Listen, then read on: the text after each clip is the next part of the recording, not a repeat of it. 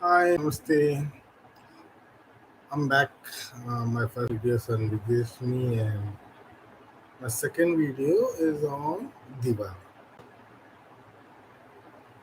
And in the first day, I've done it in three segments. Now I'm doing it on live. So there's no editing, there's no cutting. It's all direct from where I'm sitting right now. And like I said in the description, these subjects are going to be mixed. There's so much things going around, newsworthy things which are there. I'm going to mix it. So the video could be long and could be boring. I do not know because I'm going by the flow. And it's important to go by the flow. I believe in swimming against the tide. It's needed at this time. And just for the record, the time is 11:32 p.m. IST. Now, the first thing on my mind is always the nation. Always is nation first, and the thoughts on what's going on in our country. To borrow the hashtag from Arnab's debate the other day. So, what happens? What's happening in our country actually? Now, the first newsworthy item that came across all of us, and we all saw, is Mr. Arun Khan getting arrested. He's 23 years old and he was in a party. He also what happened and very disappointing. Very disappointing. It's not that I want Arun to be in jail, but I wanted to set an example for society. I don't hate Aryan just to make it real. No, I have a problem with the Shah Rukh Khan. The problem is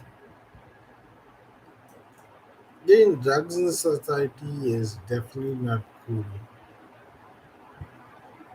Shah Rukh Khan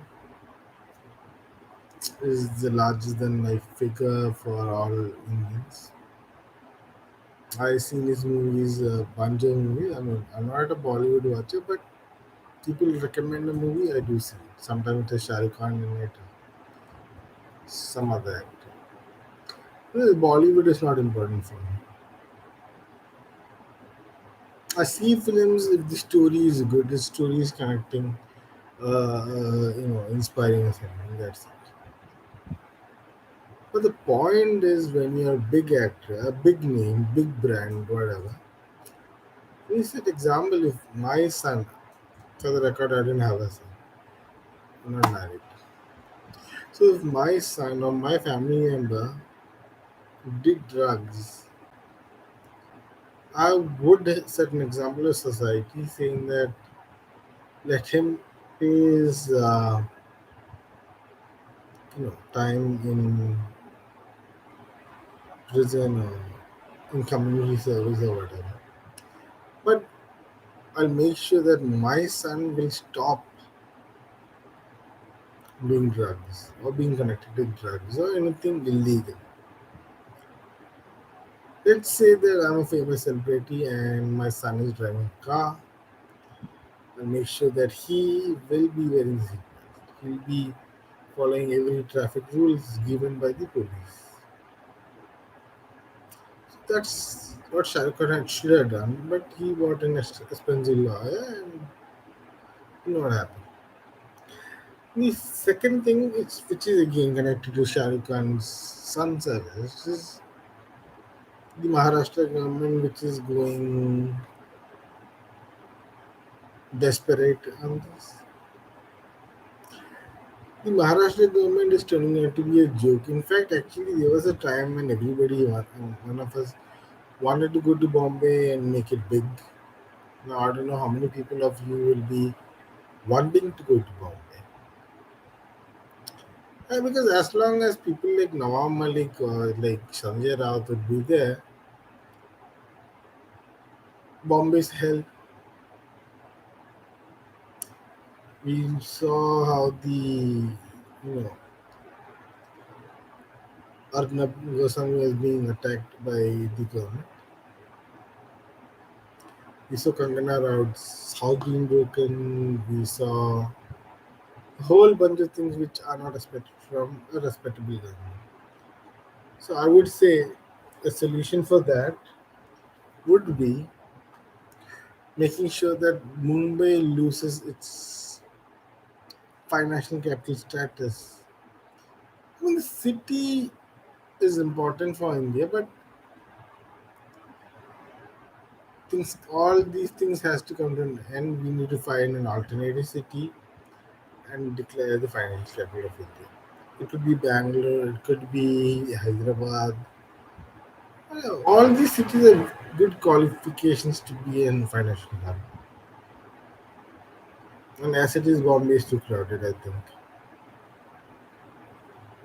So we have to move on from there. Drugs. The other day, I was like just joking with one of my friends, saying like, if I go to Bombay, the first thing I'm going to do is do drugs, and then say that Mr. Nawab Malik is supporting the satire. I'm not going to do drugs. The point which disturbs me about Mr. Nawab Malik and his gang is he's targeting a family.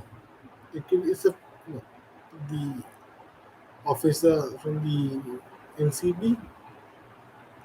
His family is being targeted, and it's like every single day a threat is being issued. And I'll show you what I can do. I'm surprised Mr. Malik is not arrested or made to resign for such conduct. Because if I'm a minister, I don't know if I would be, I would not target a family individually like this. It's unbecoming of that office. Trust me, there are some countries, if they find drugs on your body or in your car or even in your room, the next thing is you get shot at. Jail, 20 years direct, no argument. And here we are actually arguing for people who did drugs. I find that pathetic. The debates are fine, but this tiny little point that people are actually lobbying for a person who's accused of having drugs, commercial or non-commercial, the amount doesn't matter. The matter is that you had drugs with you, or you walked in a trap. You just had to confess. That worries me a lot. So that's the first segment on what I want to say on Diwali. The second is obviously me and against the left. When I say me, I would say for a long time, almost years, in fact, I have been making sure people are aware that the left are not a bunch of angels. They are dumb, one of the dumbest people you could meet on the planet at any given point of time. These people deserve to be kicked out from the electoral roll and declared terrorists in a way. Recently in Ethiopia, the present government declared the left wing politicians in Ethiopia as terrorists. What are they doing? They're actually conducting a march across Ethiopia to capture the capital Addis Ababa. That's Ethiopia. But what are our leftists doing? They're actually doing again seminars in JNU, calling India the occupier force. Today there was a comedy when a minister from the Kerala government he says that I can't reduce the tax on petrol because my government is too poor. I don't understand what government is too poor. Kerala is a small state in a part of a larger country. So how is this economy being affected? In fact, if you look at Kerala's economy, and I'm speaking it bluntly, whatever these fellows do are mistakes. And the problem is, we actually feel sorry for the people who voted for them. I didn't vote for the left. I might get killed, but I won't vote for the left.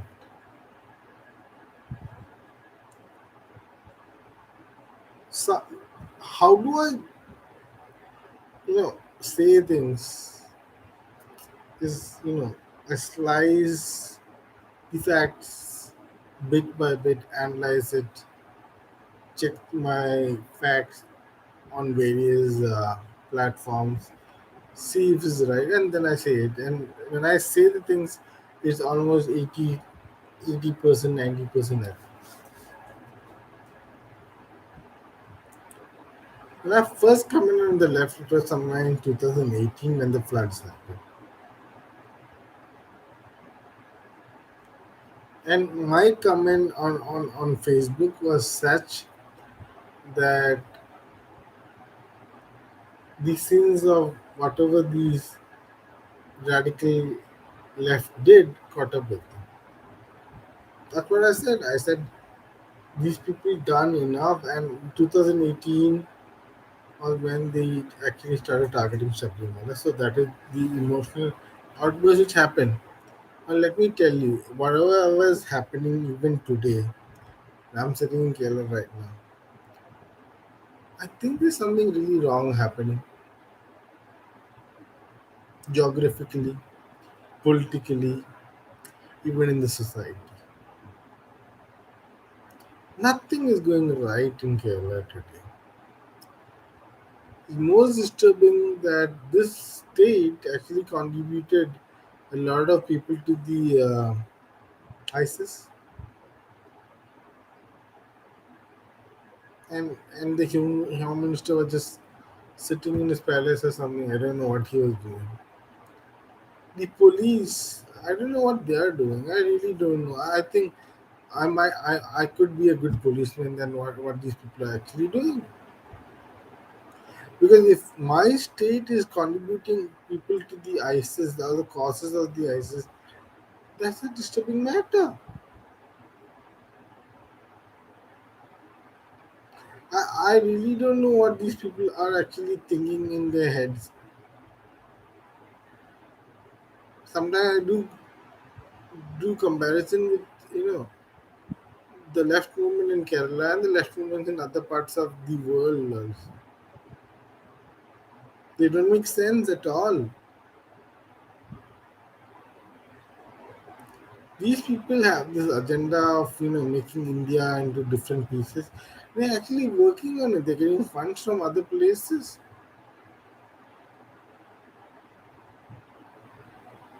Recently, there was this priest, Catholic priest. He did a speech in Malayalam warning that the girls of his community, Catholic community, to be careful on choosing a life partners.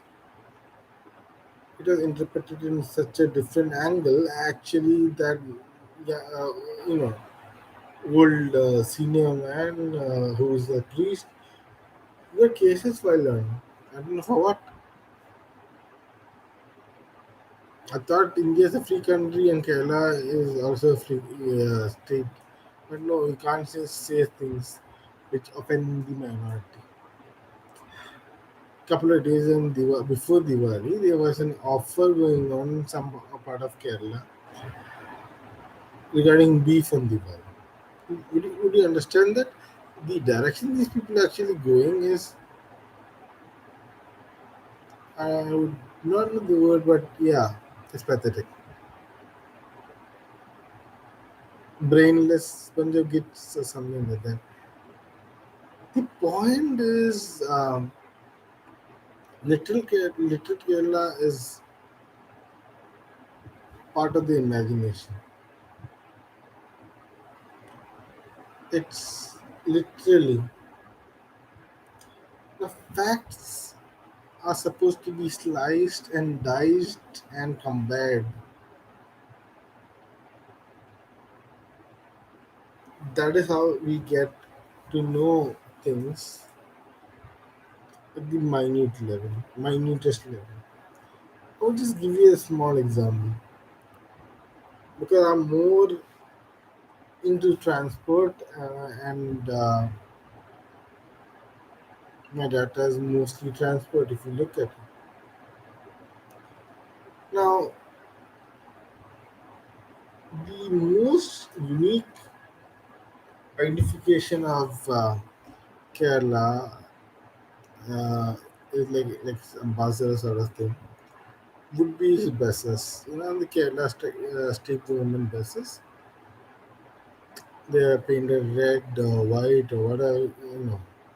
The point is these buses travel long distance. The public transport buses. Nothing against the buses. The point is, for some years now, this company is going in loss. Reason: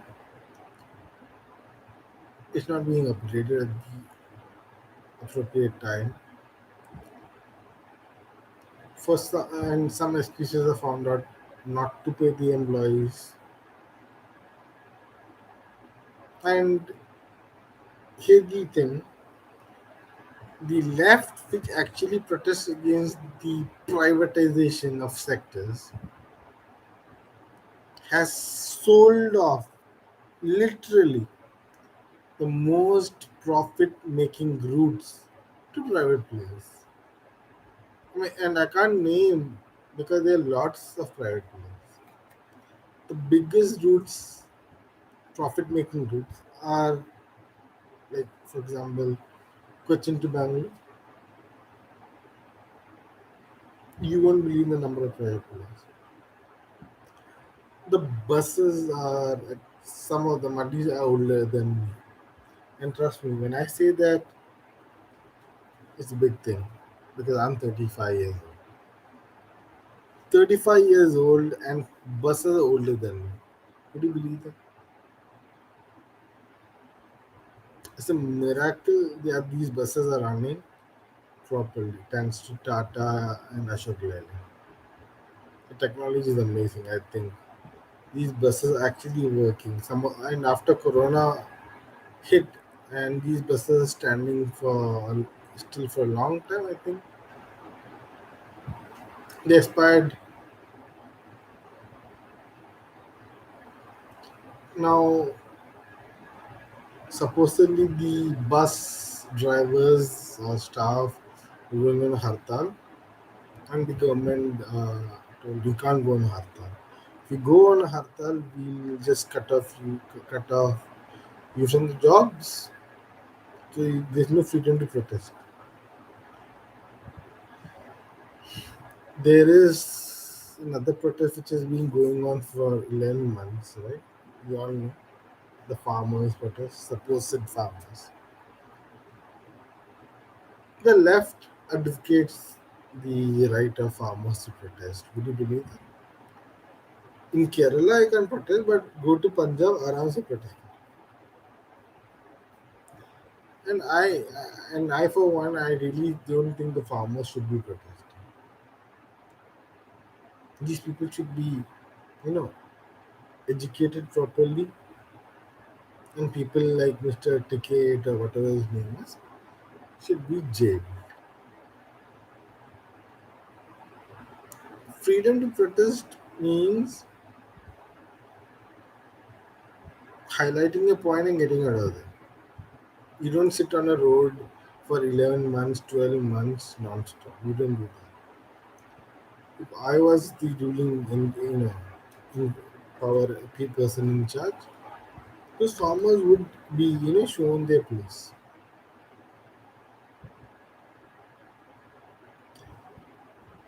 They are enemies of our country, both within the borders of a country and outside. When the first protest happened, I think the JNU protest which happened, it was clear that these people are talking the language of another entity.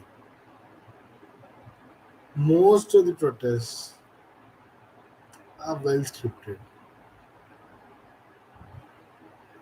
Every single protest that happens in India today are scripted.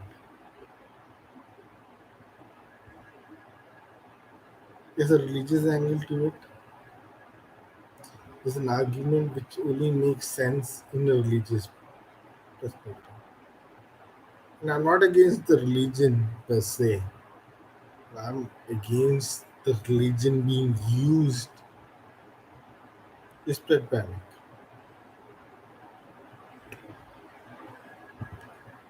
We all know what's happening in Afghanistan. Taliban, bunch of Santa Clauses, who wear black. With Taliban people, I know Taliban. I mean, I studied Taliban. I read books of Taliban, and I think the original idea of Taliban had some sort of kind of logic. The earlier Taliban, they would read the books. They would follow everything by the book.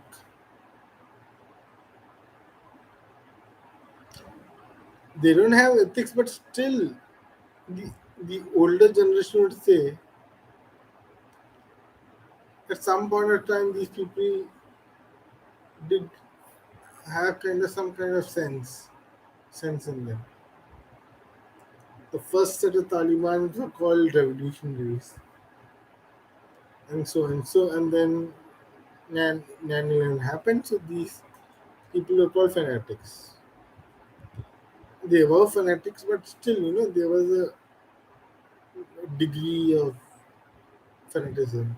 The first degree, then the second degree, and we have the third. I think Taliban are not bunch of crazy people. They know what they're doing. Trust me, the Taliban people, they know what they're doing. They are not just some people holding guns and saying that, no, my way, the highway, get out. The Taliban of today, they know they're an entity which people are observing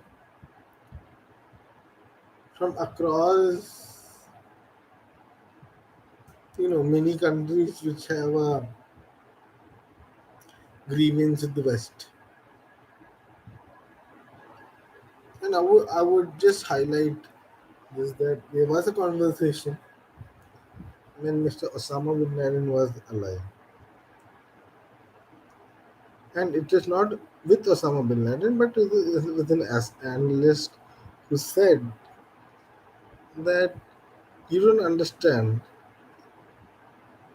America is not at war with Mr. Osama bin Laden. America is at war with every single country from Pakistan towards the Atlantic coast, the entire North Africa.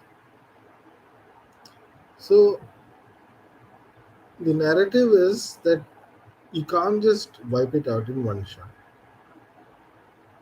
Taliban knows that. The new Taliban government are supposedly termed as very educated, very peaceful loving people or something. The Taliban knows that you create fear in the society and the society is forced to follow you. That's what's happening in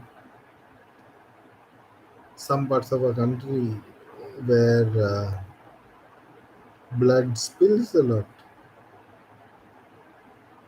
The left, for one hand, they do killing, they do murder their political rivals. Actually, very brutally, we did see the Delhi riots when young IB officers literally butchered on the road. That's left over there. That's left. The pattern to it. We saw what happened in Calcutta and other cities in West Bengal. After TMC won, apparently that was a celebration. The justification of being violent, that's actually increasing among the opposition parties. To say. There is a hatred which is actually growing from the opposition party. I don't know how many of you actually watch Malayalam news channels. I'm a Keralite, so I had to watch sometimes. A couple of months there was this young lady reporter.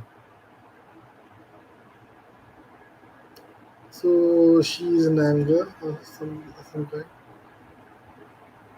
So she has a phone in program, so viewers can call up and ask questions. So apparently, one viewer called her up and said, "Why are you not covering the violence in West Bengal? People are getting murdered." Over there." The question is safe. There's nothing wrong with the question. The reply to that viewer, this lady who is actually a professional journalist, was like, "I don't care. Some Sangis get killed." She actually said that she doesn't get any feeling about a Sangi getting killed, and it's not newsworthy to cover it. The said journalist is around 38 years old. I heard she's a mom of some kids, a bunch of kids. But she said that. I don't know what's so abusive to be a Sangi. I'm a Sangi myself. In my life, actually, personally, those who may know me, I have reached and helped people regardless of their political affiliation. I have not ever turned my head against a person who asked for help, inspired by Madam Sushma Ji, the late Sushma Swaraj. If an Indian is in distress and if they do ask me directly or indirectly, I do help in my own capacity. I'm not the greatest guy, but if at all I can do something, I do that. I do not laugh at a person who's in distress. That's um, I think my upbringing. I studied in a good school. I was taught, you know, how to be a good citizen. My school actually taught me one thing that you're the ambassador of your country. Means wherever you go, the name of the country rests on your shoulders. So basically, I grew up with so much ethics involved. Apparently, there's no ethics in today's uh, today's radicalized youth. Everything is viewed from that prism. My last videos, which were small, tiny videos, I did speak of radicalization, and I did say it's a huge, huge challenge for our society. I'm not just saying one state, but many. But one state in particular, Kerala is very disturbing. And I say disturbing, and I said earlier in the video that about slicing and dicing the facts, combining the data, similar events in other countries could have might have happened earlier. In Kerala, the government is very anti BJP, supposedly. Whatever the BJP says, it has to be opposite. Whether it's good or no, that's a different thing. For example, I like cake. I'm a BJP person and I like cake.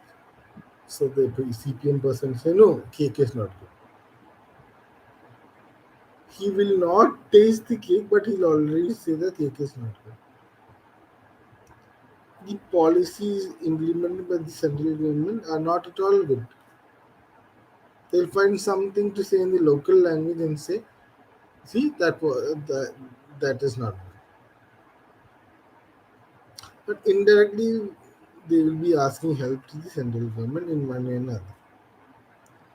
Let me just give you a common example. It happens year after year, it's always there. Every Vishu, that is a Kerala festival for harvest season, and Onam, another festival, the Kerala government, which whoever is ruling, will write a letter to the central government saying that please tell Air India to reduce its, fares. The Malayalis being tortured with that because of the heavy fares. It's like the letters already written and you just post it on those particular dates when the travel is a speak. I'm not just saying the current government, I'm saying even the earlier government come and say that please tell Air India to reduce its fares. It sound kind of logical, but the average Kerala does not just travel Air India, right? They travel in Emirates, they travel in what Gulf Air or whatever. They force the hand of the government to reduce fares in Air India, which will end up flying on a loss. From 2015, I have been noticing exactly how these people are writing their letters and saying that, I spoke to the chief minister will say that I spoke to the government regarding the matter.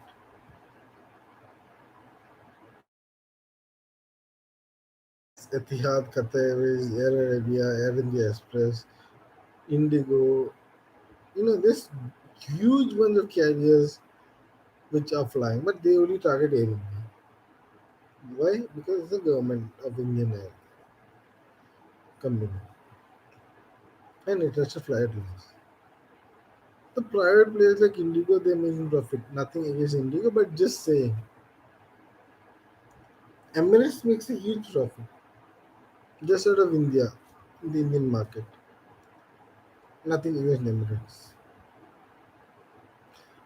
The people who run Emirates, they're actually dedicated to Emirates. I mean, they will not tolerate a loss. But the people who supposedly run Air India are okay with having a loss. I'll just give you one tiny example. Everything to deal with running an airline is how you utilize your assets. If you have a plane that can fly a certain amount distance, you have to deploy that plane on that route. Let's say New York to Mumbai can be flown by 777 300. So you have to fly that plane on that route. You can't take that plane and fly it on a smaller route.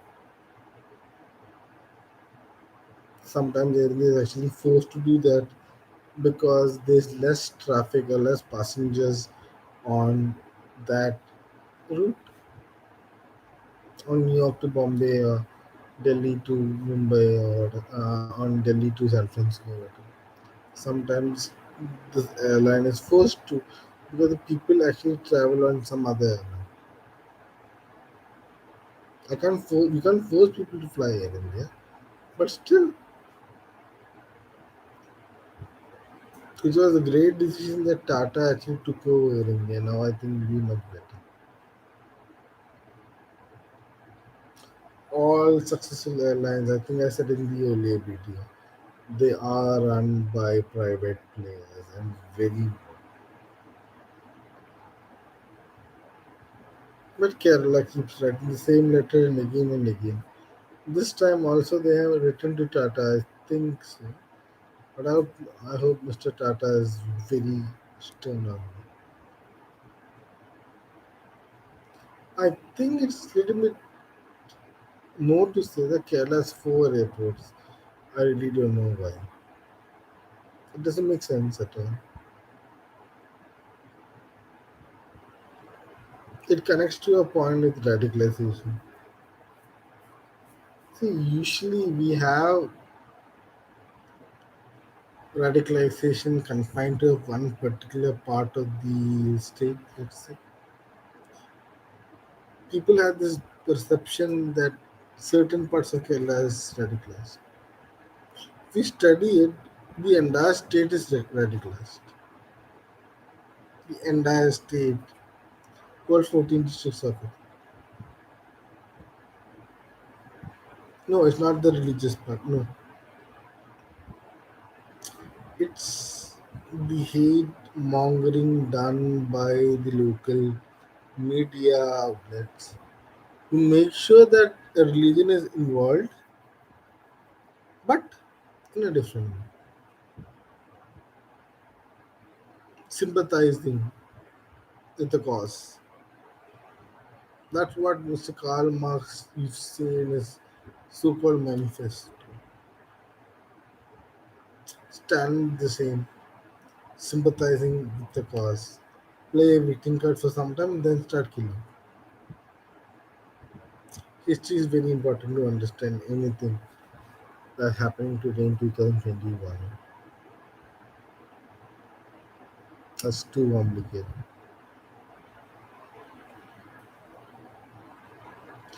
Now, shifting topics, there's the coronavirus and the vaccine and everything connected to it. Now, Covaxin has been approved by the WHO. Wonderful news, great news. But Covaxin is being hated by the opposition party. To quote the great, very intelligent Mr. Akhilesh Yadav, it's called the BJP vaccine. I really don't know why he said that, but I really find tough nowadays. Who to call, dumb? Whether it's Mr. Rahul Gandhi or the Akhilesh Yadav. I think both are the same game. Recently, this man actually compared Jinnah with Gandhi. So, what can we say? But basically, coronavirus, I think India is corona. I don't say corona, actually, I call it the CCPV, the Chinese Communist Party virus. Well, basically, right now, from a wider point of view, we are ready to open up uh, gradually, not at suddenly, but we have to be careful. I don't know the coronavirus or the CCP virus. It's unpredictable because it is bioengineered. I do have a feeling on that, but I don't have the proof, so I can't say. But almost 70% of our population have been vaccinated, so I think the government will be opening up our international flight sector. Recently, I did say on my Facebook account that the Australians are ready to accept Indians, and flights will be flying starting on the 14th of November. Bookings are open right now, and it's only one destination in Australia right now. The only Sydney. You have to fly via Darwin, but yeah, you can fly to Australia. The point is, WHO has accepted Covaxin, but the opposition is still saying it's bad. They still say, talk about side effects. I don't know from which angle these people get this information, but they are dumb. The vaccination drive of India is huge actually. It's one of the biggest drives taken by any government on the planet. And the Indian citizen, common Indian citizen, me, you, and everybody else, is very cooperative with the government because we know we don't want to put our lives in danger. And compared to some other Western countries, and I say West, I would say United States, France, Greece, and all these countries, they've been protesting against vaccine, protest against the jab actually. I don't know why they do this, but long term, they might get affected in a bad way. Coronavirus is being defeated, and I'm very happy to see that companies like Emirates are actually encouraging people to fly to destinations gradually. They open, and as long as you're vaccinated, you can fly. Every company on this in aviation, they would say that you need to fly, get vaccinated and show the proof that you got vaccinated, and you can get on. And Indians can get on the plane sooner than expected. After 2022 starts, hopefully. And there are some questions people ask me personally. How do you get accurate info? I tell to them with a a little playful smile that I got my sources. Okay, I do have my sources, but most of the things that I do say comes after analyzing facts, you know, to see a pattern in certain events, and then comes out wonderfully. I don't do predictions. I'm not Nostradamus. I look at things what have happened in history, and I see similarities existing.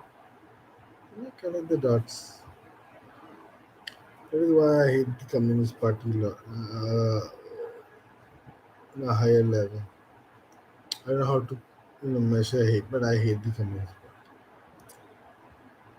It's not only in Kerala. It has been there in the East Germany. It has been there under Stalin, under Mao Zedong, and even in Egypt when Mr. Midland was a student in Alexandria.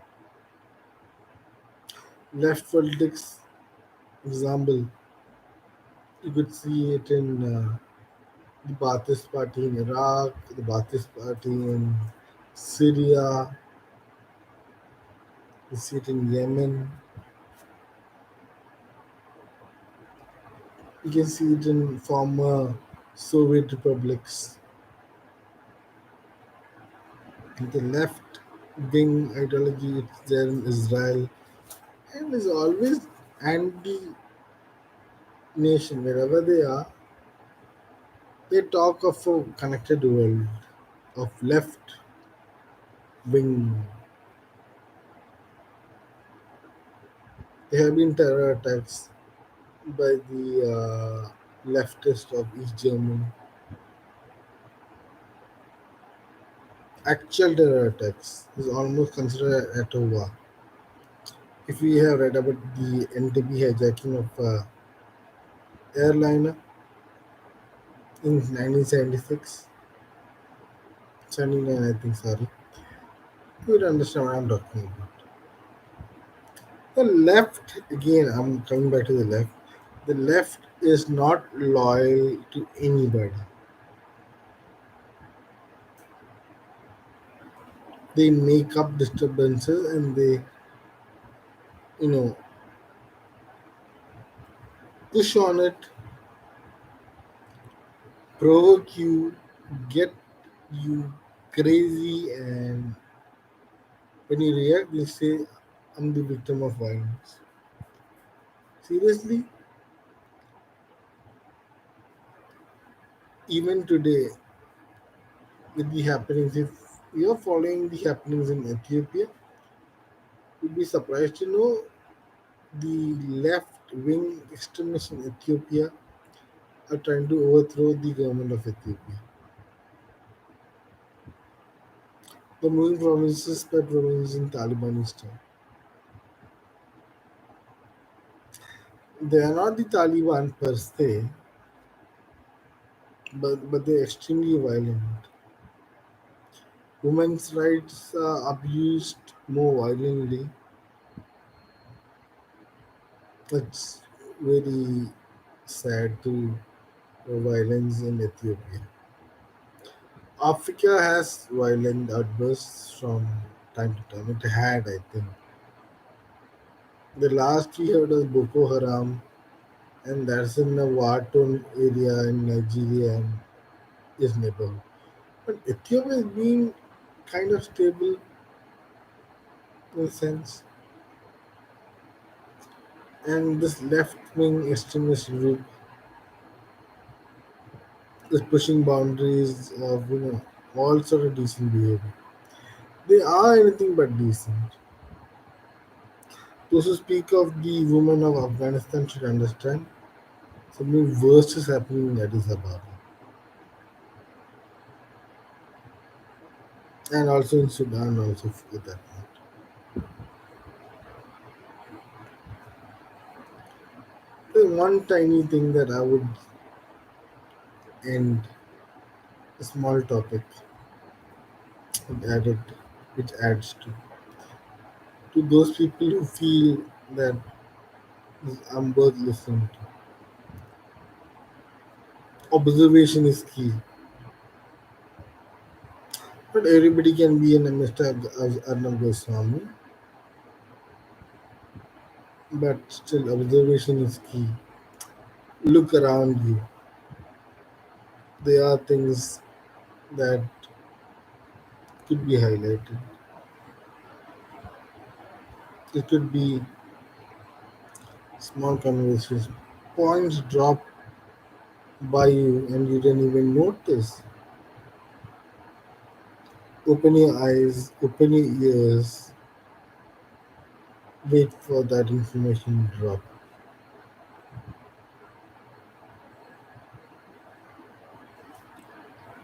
In circles of intelligence, this rule is top notch. You don't know when surprises could happen.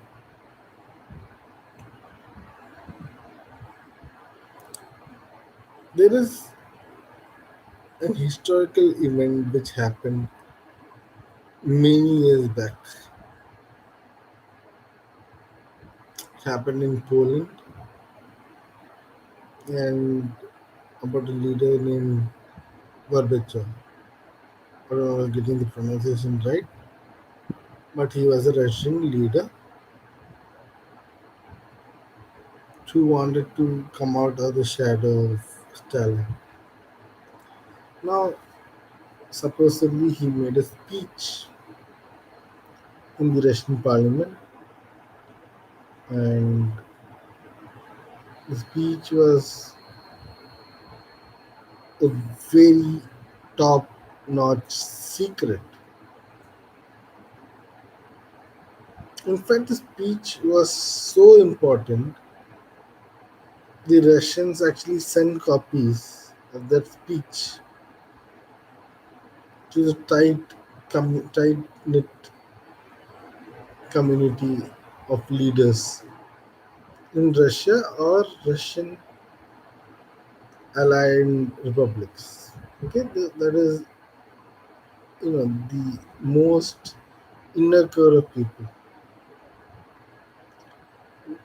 Biggest secret of that time. What happened to that was it was lying around in Poland, in an office in Poland.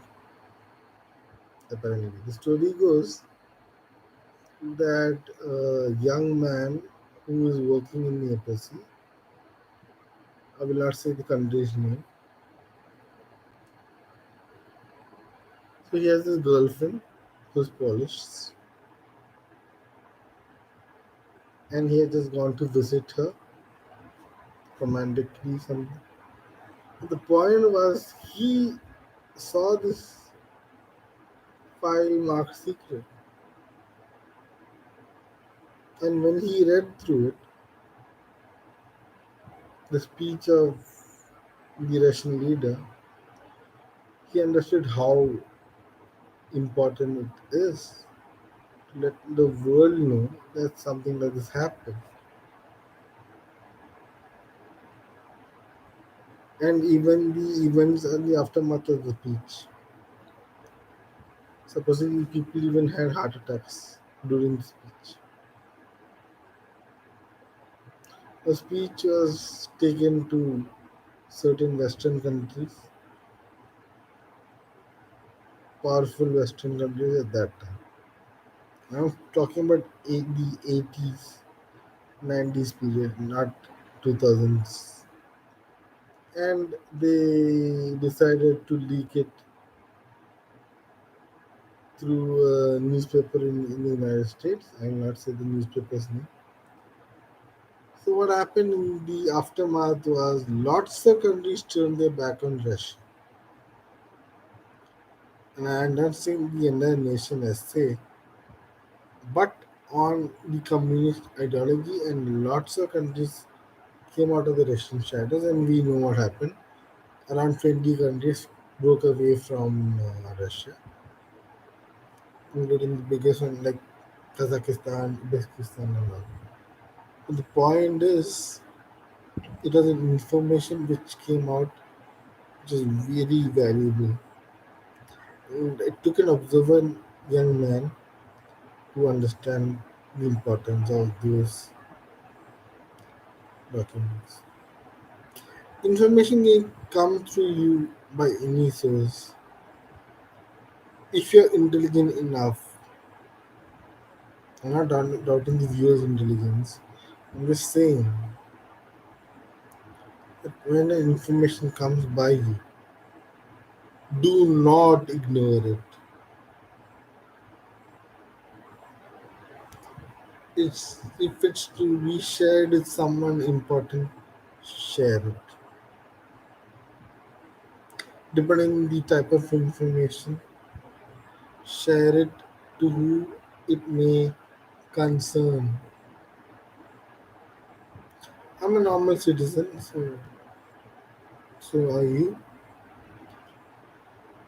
But in today's world, 2021, information is gold standard. Couple of days before, I had posted on my personal Facebook page that Candace is opening up to passengers from India. People say like, what? And today, the official communication between Australia and India is on their Twitter page, the government of India and Australia. How do I know the information? I just got to know. And I did share the information people did not believe.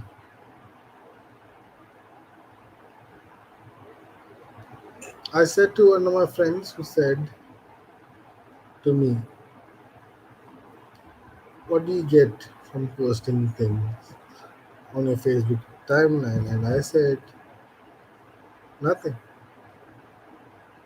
People could just read and go, or people can just take it seriously and enjoy it. I do my job as being a messenger to let people know that this is there out there, information is there. You just have to take out the message and understand the contents of it. I'm Chu, and this is my sixth video, I guess, and it's almost the longest video done and it's live, unedited. Kind of boring, but click the button, hit it, the subscribe button, the bell icon, or whatever. Stay tuned for more. Happy Diwali to all of you. I hope you all had a blast. Firecracker blast, I meant to say. All of you had your laddus, jalebis, whatever. Diwali is the festival of lights. It takes you from darkness to light. It's not just about Lord Sri Ram, it's also about getting enlightened also. People in in Bengal, West Bengal, they also pray to the goddess for knowledge also. So let the lamp of the light lead you to the light of knowledge. Burst the crackers, eat your laddu, open your eyes to the world of knowledge. Every single day should be a Diwali for all of us. These times are unpredictable. I don't even know what's going to happen to me tomorrow. I mean that in lighter way. If you've seen the Titanic movie, you might kind of know that in that one sequence, DiCaprio says that I live in such a way. Today is whatever happens. I don't know. Today I'm sitting on the biggest ship on the world. Tomorrow I don't know what might happen to me. The line from Kung Fu Panda, the animated movie. Today is a gift. I forgot the line. Sorry. But basically, the point is we never know what happens tomorrow. Be prepared for it. Enlighten yourself with knowledge. Maybe from me, maybe from some other channel, maybe I don't know. But click that bell icon, click subscribe, and stay tuned whenever I do come online. I'll throw some facts around, catch it, analyze it. Don't call me crazy until you finish hearing the entire thing. This is almost very important that we can connect through this medium through YouTube and I get to go live. And how many people will be watching this is most important that everybody watches. The clarity of the video is not guaranteed, but the message is clear. See you next time. Teach you. 1 hour, 8 minutes. Local time is 12:31 IST. Signing off.